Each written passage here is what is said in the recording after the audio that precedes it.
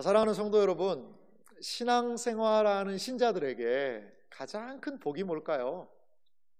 여러분들은 무엇이 가장 큰 복이다 생각이 드십니까? 신앙생활하는 신자들에게 가장 중요하고도 큰 복은요, 하나님의 말씀이 들리는 복인 줄 믿습니다. 그 하나님의 말씀이 내 귀에 들리고 내 마음에 새겨지고, 그리고 그 하나님의 말씀을 따라 살아갈 수 있다면 그보다도 더 복된 것이 어디 있겠습니까? 하나님은 우리의 영혼에, 우리의 인생에 지금도 말씀하고 계십니다. 그 말씀에 우리는 온전하게 반응해야 할 줄 믿습니다. 이것이 바로 복된 인생인 줄 믿습니다. 우리가 지금 구원에 대한 이야기를 계속 살펴보고 있는데요, 오늘은 구원의 중요한 부분인 회심에 대하여 알아보기를 원합니다. 회심은 말 그대로 어느 상황에서 돌이킨다는 뜻입니다. 하나님의 말씀을 듣고 하나님이 원하시는 삶의 길로 가는 것, 이것이 바로 회심이라는 것입니다. 하나님의 말씀에 온전히 반응하는 것, 이것이 바로 회심의 중요한 모습입니다. 오늘 회심에 대한 내용을 살펴보기 전에요, 저는요 한 사람을 좀 먼저 이 시간에 먼저 소개해드리고 싶어요. 그 사람은 누구냐면 아우구스티누스라는 사람입니다. 이 아우구스티누스라는 사람은 우리에게 어거스틴이라는 이름으로도 더 잘 알려진 분입니다. 이 아우구스티누스라는 분은요 4세기에서 5세기를 사셨던 분입니다. 제가 사진을 하나 준비했는데요, 이번에 그때 당시는 카메라가 없으니까 그림에 대해서 알 수가 있는데요, 이분이 이 교회 역사에 엄청난 영향력을 끼친 분이 바로 이 어거스틴이라는 이분이에요. 이분은 4세기에 걸쳐 5세기를 사셨던 그러한 분입니다. 지금부터 1500여 년 전의 사람이죠. 그런데 교회의 역사에 사도 바울이 엄청난 영향을 미쳤다면, 이 아우구스티누스라는 이분은요 사도 바울 이후에 약 400년 동안 교회의 모든 상황들을 정리해서, 그리고 후대에 이 기독교 신앙의 바른 모습을 증거한 그 분입니다. 종교개혁이 무엇일까요? 종교개혁은요 초대교회로 돌아가자는 운동이었어요. 근원으로 돌아가자라는 그런 운동이 바로 종교개혁이었습니다. 그런데요, 종교개혁을 자세히 연구해보면 뭐냐면 바로 초대교회로 돌아가는 것이 아니라 이 아우구스티누스를 통해서, 아우구스티누스의 이러한 교회에 대해서 설명해 놓은 그 내용이 정말 인정하면서 그 아우구스티누스를 통하여 초대교회로 돌아가는 운동이 바로 종교개혁이었다는 거예요. 종교개혁은 아우구스티누스를 발견하지 못했다면 이루어질 수 없었다라고 많은 사람들이 이야기할 정도입니다. 이렇게 중요한 아우구스티누스라는 이 사람은요, 그런데 어려서부터 온전하게 신앙생활한 사람은 아니었습니다.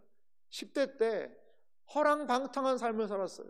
그 10대에 사생활을 낳기도 하고요, 또한 20대 초반에는 마니교라는 사교에 빠져서 헤매이고 허덕이는 인생을 살았다는 것이죠. 그의 어머니가 있습니다. 모니카라는 이 어머니가 이 아들이 하나님께로 돌아오기를 밤마다 기도하고 기도했습니다.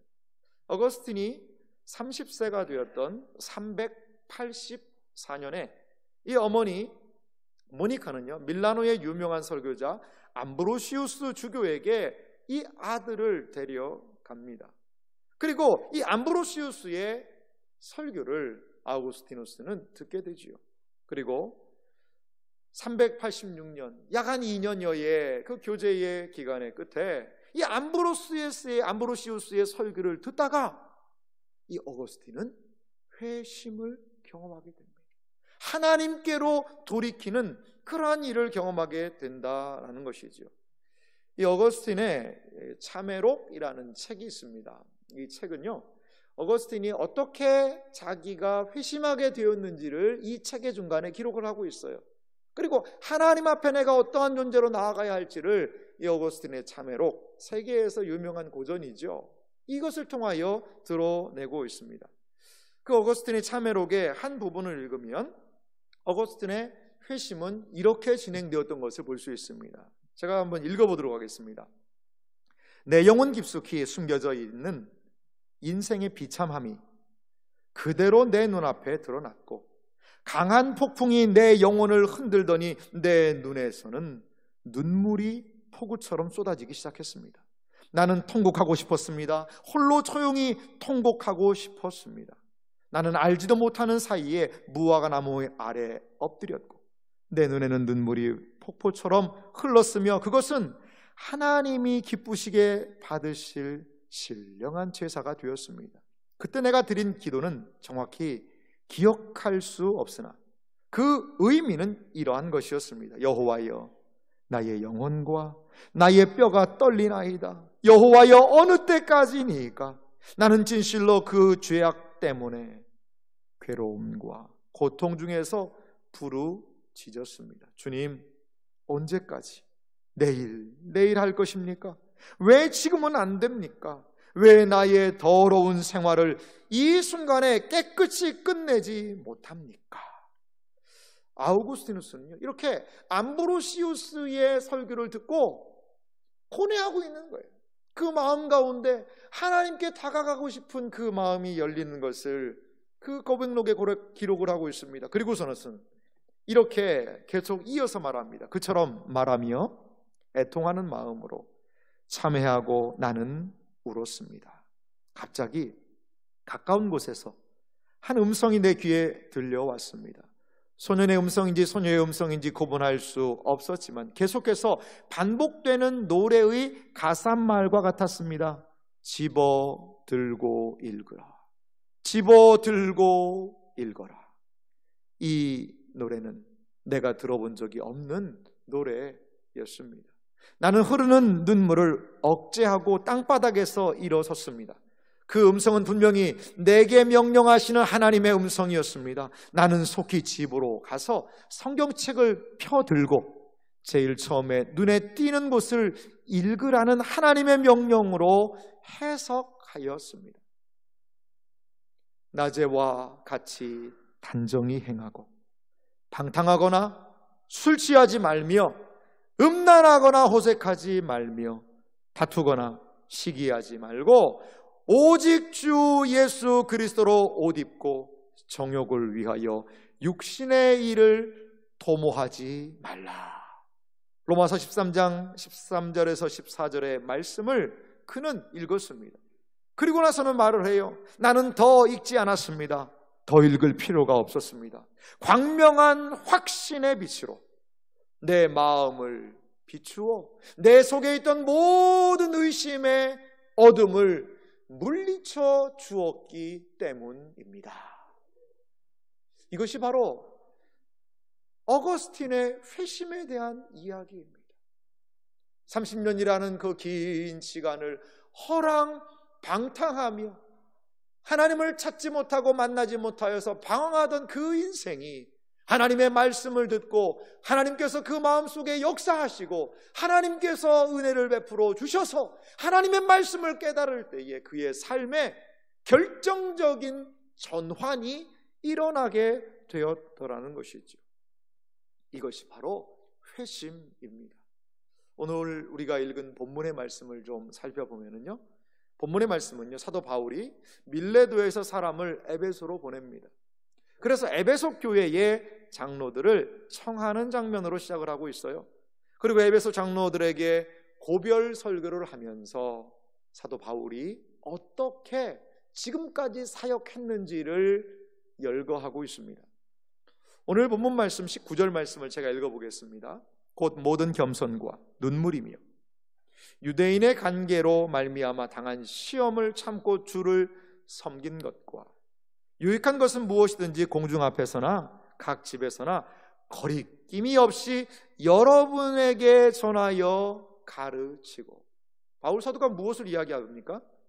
지금 내가 눈물로 겸손으로 시험을 참고 주를 섬기며 거리낌이 없이 여러분들에게 이 복음을 전했습니다 라고 이야기를 하고 있어요. 그 다음에 가장 핵심적으로 사도 바울의 사역을 요약하여 21절을 이렇게 제시하고 있습니다. 중요한 말씀이니까 우리 한 목소리로 같이 한번 읽어볼까요? 유대인과 헬라인들에게 하나님께 대한 회개와 우리 주 예수 그리스도께 대한 믿음을 증언한 것이라. 아멘. 하나님께 대한 회개, 우리 주 예수 그리스도께 대한 믿음, 이 두 가지가요 사도 바울의 사역의 핵심이었다는 것이죠.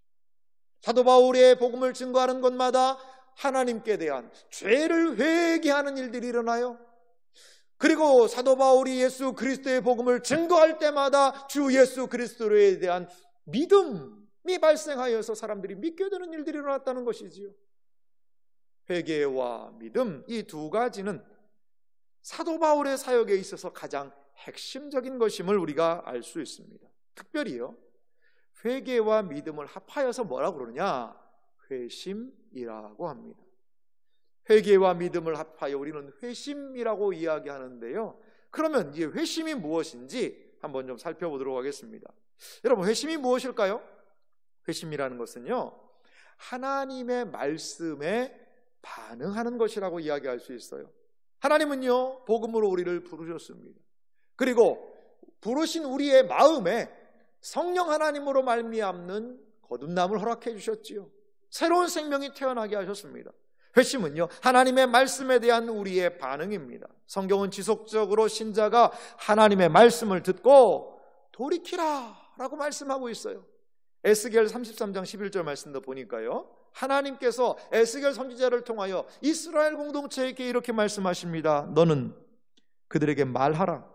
주 여호와의 말씀이니라. 나의 삶을 두고 맹세하노니 나는 악인이 죽는 것을 기뻐하지 아니하고 악인이 그의 길에서 돌이켜 떠나 사는 것을 기뻐하노라. 이스라엘 족속아, 돌이키고 돌이키라.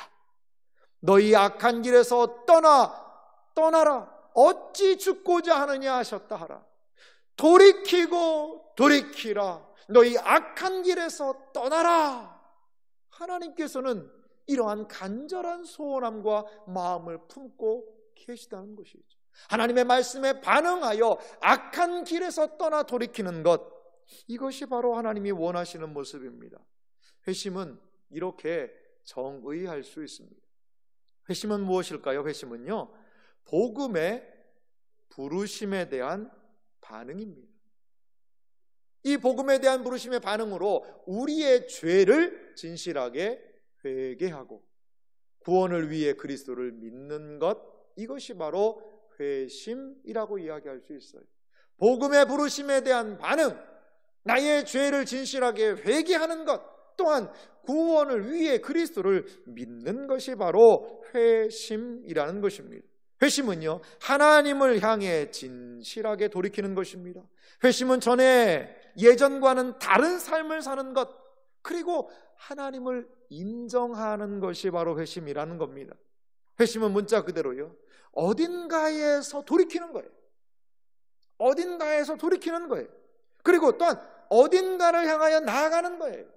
이것이 바로 회심이라는 것입니다. 회심은요, 두 가지 요소가 있습니다. 성경을 통하여서 우리가 확인했지만요, 온전한 회심의 두 가지 요소는요, 먼저는 죄에 대한 진정한 회개가 있어야 된다는 거죠. 그리고 또한 그리스도께 대한 믿음이 있어야 된다는 겁니다. 죄에 대한 회개라는 것은 과거의 삶에서 내가 돌이킨다는 거예요. 그래서 그리스도께 대한 믿음이라는 것은 바른 신앙을 향하여 나아가겠다는 것입니다. 이렇게 회심에는 회개와 믿음의 두 가지 요소가 있는 것을 우리는 알 수 있습니다. 우리가 읽었던 본문 말씀 21절을 제가 다시 한번 읽어볼게요. 유대인과 헬라인들에게 하나님께 대한 회개와 우리 주 예수 그리스도께 대한 믿음을 증언한 것이라. 사도 바울은 이 두 가지 회개와 믿음이 자신의 증언한 복음의 핵심 부임을 이야기합니다.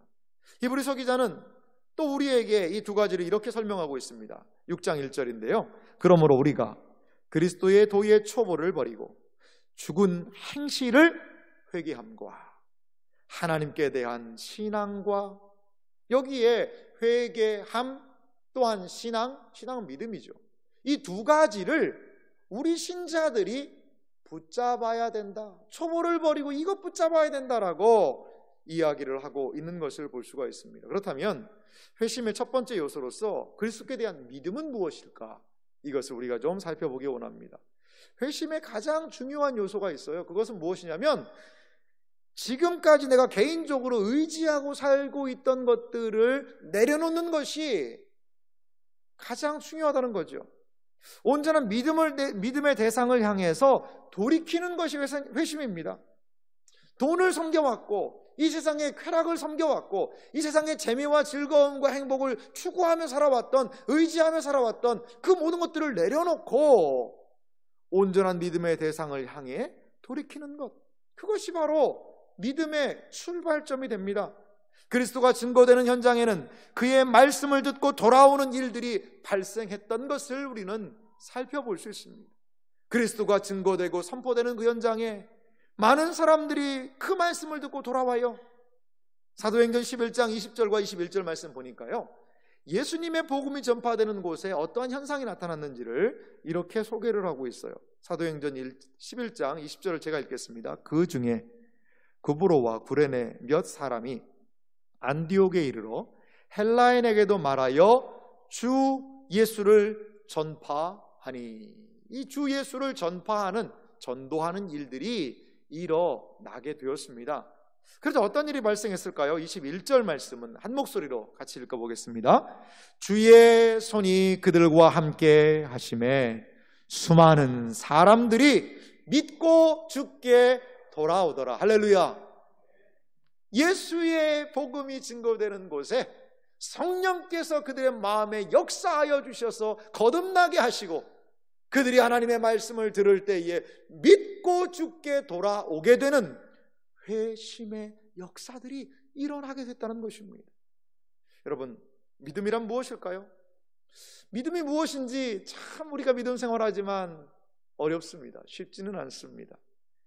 믿음이라는 먼저 구원의 유익을 얻기 위해 나 자신이 의지하던 것을 단념하는 것이 올바른 믿음의 출발이 됩니다. 그 위에 예수 그리스도 안에 있는 하나님의 풍성한 베푸시는 약속들을 받아들이는 것이 믿음입니다. 그리고 그 약속에 의지하여 사는 것, 그것이 믿음이라는 것이지요. 믿음은요, 예수님으로 인해 우리에게 오는 하나님의 은혜라는 것입니다. 우리 신앙의 선배들은 믿음을 무엇이라고 얘기했느냐? 하나님의 은혜를 받는 손이다 라고 얘기했어요. 하나님의 온갖 좋은 모든 것들이 믿음을 통하여 우리에게 임하게 되더라는 것입니다. 로마서 5장 1절 말씀에 보니까 믿음과 믿음으로 말미암는 하나님의 은혜를 이렇게 소개하고 있어요. 그러므로 우리가 믿음으로 의롭다 하심을 받았으니 우리 주 예수 그리스도로 말미암아 하나님과 화평을 누리자. 믿음으로 의롭다함을 받았다는 것이지요. 믿음으로 의롭다함을 받았으니 하나님 예수 그리스도로 말미암아 하나님의 화평을 누리게 될 수 있다는 것입니다. 할렐루야. 예수님 안에 믿음이 있고요, 그 예수님에 대한 온전한 믿음 안에 하나님의 온갖 좋은 은총들이 있다는 것을 여러분 기억하시기 바랍니다. 참된 믿음이라는 것은 세 가지의 요소를 충족해야 되는 것 같아요. 먼저 참된 믿음 안에는요, 지식, 아는 것이 분명히 있어야 됩니다. 그리고요, 동의, 이 정서적인 동의가 있어야 돼요. 그리고 마지막으로 의지적인 신뢰, 이 세 가지가 참된 믿음 안에 꼭 필요하다는 겁니다. 좀 더 구체적으로 내용을 살펴보면요, 참된 믿음의 세 가지는요, 첫 번째, 예수님에 대한 바른 지식이 있어요. 여러분, 온전한 믿음 생활을 원하십니까? 온전하게 내 믿음이 점점 성장하기를 원하십니까? 예수님을 아셔야 돼요. 믿음의 주요 온전케 하시는 이인 예수를 바라보아야 믿음이 생기는 줄 믿습니다. 예수님에 대한 바른 지식이 필요하다는 거지요. 두 번째 참된 믿음의 내용은요, 복음에 대한 정서적인 동의가 필요합니다. 여러분, 이제 예수님을 아는 것만이 아니라 그것을 내 마음으로 동의를 해야 됩니다.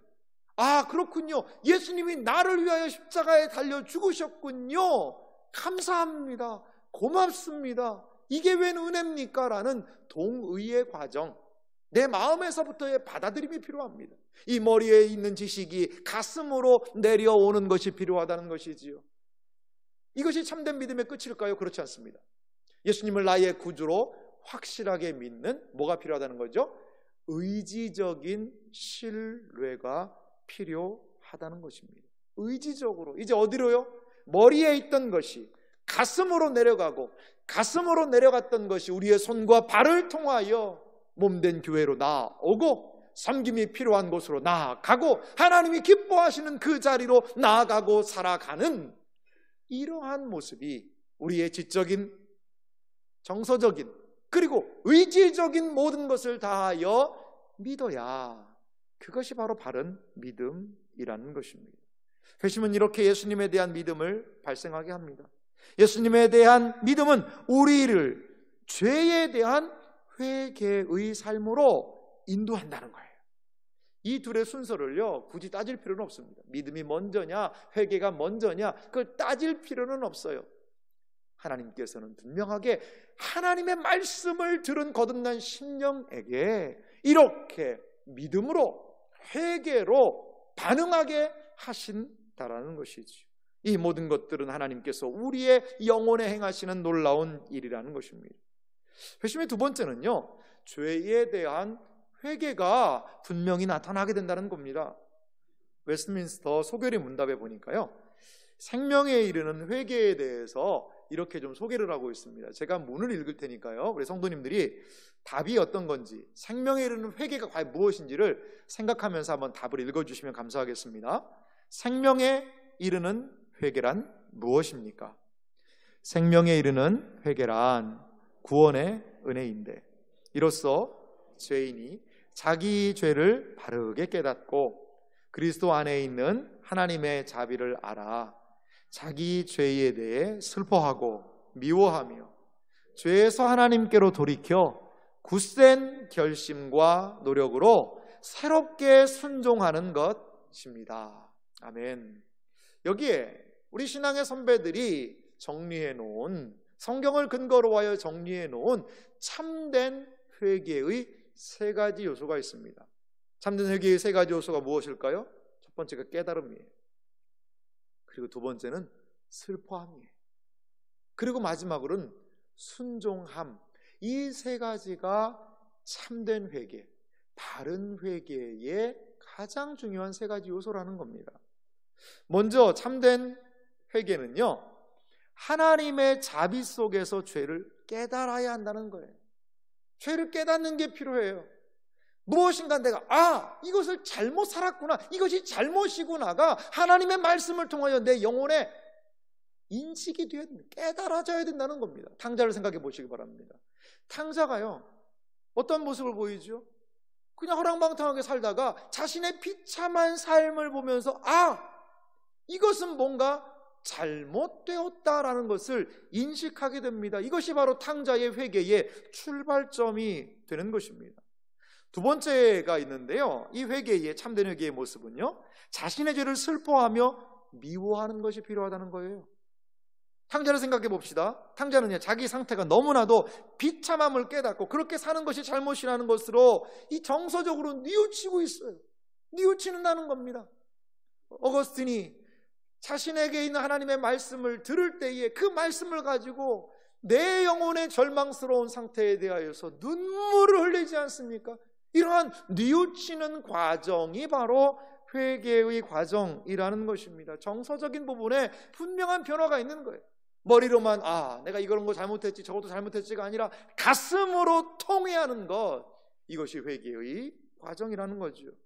그런데 여기까지가 회개가 끝이 아닙니다. 마지막으로요, 굳센 결심과 노력으로 하나님께 새롭게 순종하는 거기까지 나아가야 한다는 것입니다. 탕자의 모습을 보세요. 이방의 생활을 청산하고 아버지의 집으로 탕자는 돌아가게 됩니다. 그리고 아버지 앞에서 진실하게 회개하게 됩니다. 그는 자신의 잘못을 깨달았고 뉘우쳤고 아버지께로 돌아왔습니다. 이러한 과정을 통하여 탕자는 온전한 회개를 하며 누가복음 15장 21절에 아버지에게 이렇게 말하고 있습니다. 아들이 이르되 아버지, 내가 하늘과 아버지께 죄를 지었사오니 지금부터는 아버지의 아들이라 일컬음을 감당하지 못하겠나이다 하나. 하늘과 아버지께 죄를 지었습니다 라고 그 아버지께 나와 회개하는 당자의 모습을 볼 수가 있다는 것이죠. 여기서 우리가 하나 기억할 것은요, 회개라는 것은 그냥 단순하게 내가 이거 잘못했지, 아이고 그렇게 하면 안 됐었는데, 거기까지가 회개가 아니라는 거예요. 우리말에도 회가 뉘우치다는 뜻이 있지 않습니까? 아이고 잘못했구나, 그 죄악의 길을 가다가 딱 멈춰서는 것, 거기가 회개가 아니라요, 거기에서 어떻게 해야 되는 거예요? 돌아서는 것까지가 회개예요. 돌아서서 하나님이 기뻐하시는 삶으로 나아가는 것, 이것이 회개의 완성이라는 것입니다. 사랑하는 성도 여러분, 하나님께서는요 지금도 이렇게 하나님에 대한 믿음, 또한 그 죄에 대한 회개를 통하여 하나님께 반응하는 사람들을 찾고 계시다는 거예요. 우리가 앞에 살펴보았던 회심을 경험한 사람, 우리 마지막으로 이 아우구스티누스의 삶을 잠시 또 마지막 살펴보기 원합니다. 회심을 경험한 이 사람 아우구스티누스는요, 세례를 받고 386년에 그가 회심을 한 이후에 1년 뒤에 387년에 세례를 받게 됩니다. 이것은요, 그를 위하여 간절히 기도했던 어머니 모니카와 설교하고 권면하였던 암브로시우스라는 이러한 믿음의 사람들의 수고와 기도의 응답이었습니다. 그리고 궁극적으로는 하나님께서 그를 부르셨고, 그 부르심에 어거스틴은 순종하였기 때문에 이러한 놀라운 은혜가 있었다는 것이죠. 그 이후에 그는 자신의 고향으로 돌아갑니다. 그리고 어머니 모니카는 아들의 회심하고 세례받는 것을 보고 하나님의 부르심을 받아요. 어거스틴은 자신의 모든 가산을 정리하고요, 가난한 사람들에게 나누어주고 수도원 생활을 하게 됩니다. 그리고 성직자로 안수를 받고 히포라는 곳에서 주교, 지금으로 얘기하면 담임 목회의 사역을 시작하게 되었습니다. 그래서 수많은 이단들 가운데서 기독교 신앙을 변증하였고, 기독교 신앙의 의미가 무엇인지를 밝히 드러내어서 어두운 시대에 하나님의 진리를 드러내게 되었다는 것이죠.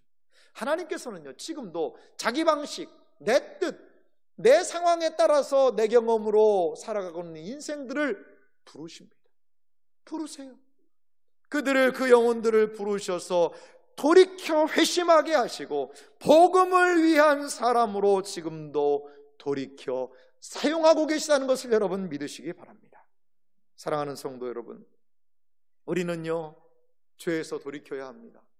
그리고 죄에서 돌이킨 다음에 그리스도를 온전히 믿어야 합니다. 이것이 바로 우리가 하나님 앞에 보여야 하는 그러한 모습이라는 겁니다. 이 회심 안에는요 결단이 있어요.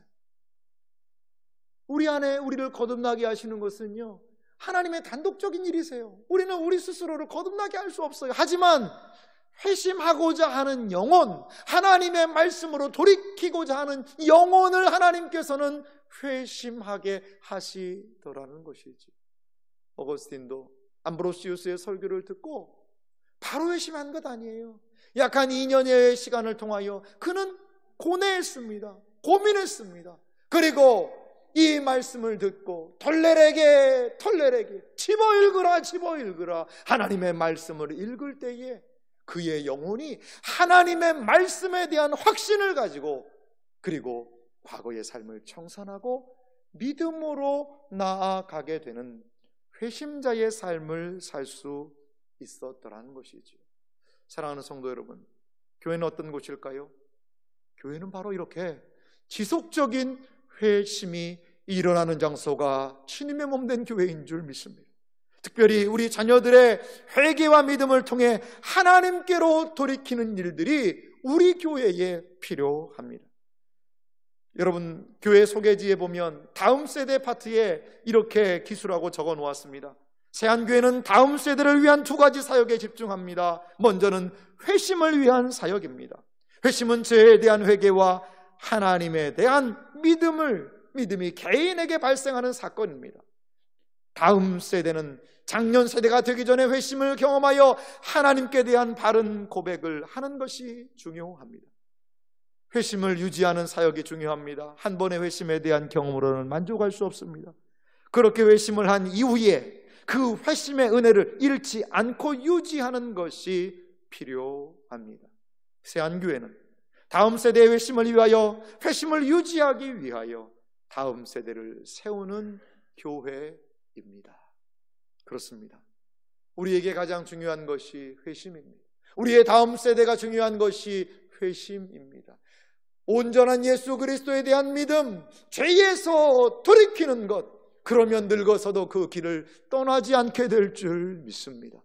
우리 교회 공동체 가운데 회심하는 영혼들이 더욱더 많아지기를 소망합니다. 하나님의 말씀에 온전히 반응해서 이전에 뜨뜻미지근한 신앙생활을 살아왔던 분들이 온전하게 예수 그리스도로 나의 삶과 전 인격을 의탁하고 의지하여 돌이키는 일들이 있어지시기를 간절히 소망합니다. 이것이 교회가 기도하고 교회가 구하며 나아가야 하는 것이라는 것이지요. 지금도 하나님께서는 영혼들을 돌아오게 하십니다. 영혼들을 향하여 말씀하십니다. 영혼들이 이제 반응해야 합니다. 무엇으로 반응해야 할까요? 믿음과 회개로, 회심으로 반응하며 나아갈 때에 하나님의 풍성한 은혜와 은총을 경험하게 될 줄 믿습니다. 이러한 놀라운 은혜의 역사가 우리 공동체 위에 있기를 주님의 이름으로 축원합니다.